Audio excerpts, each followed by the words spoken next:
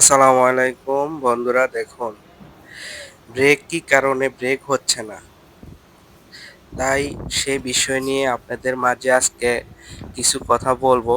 তার আগে আমাদের ভিডিওগুলা শেয়ার করেন, কমেন্ট করেন, পেজটা ফলো দিয়ে পাশে থাকেন। আমরা নতুন নতুন ভিডিও দিয়ে থাকি। দেখেন, এই ব্রেক শু, এই যে হুইল সিলিন্ডার যেটা, এটা দিয়ে যদি আপনার ব্রেক সিট যদি ড্যামেজ হয়ে যায়, এখানে ব্রেক অয়েল আসে, আপনার ব্রেক শুগুলা ভিজে থাকে, তার জন্য ব্রেক হয় না।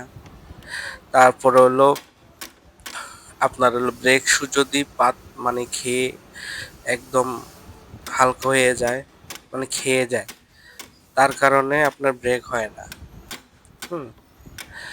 তারপর আপনার মনে করেন যে আপনার গ্রিস সিলিন্ডারের যে গ্রিস সিল গুলা, হুম, এই যে গ্রিস সিল ডামে যে হাফসে গ্রিস সিল থাকে না ব্যারিং এর দুই পাশে, ওটা যদি লিকিজ হয়ে যায় এমনকি ড্যামেজ হয়ে যায়, ওখান দিয়ে যদি আপনার গ্রিজ চলে আসে ঢামে, তখন আপনার পিছল হয়ে থাকে, তখন ব্রেক হয় ঠিকই কিন্তু চাকা দাঁড়ায় না।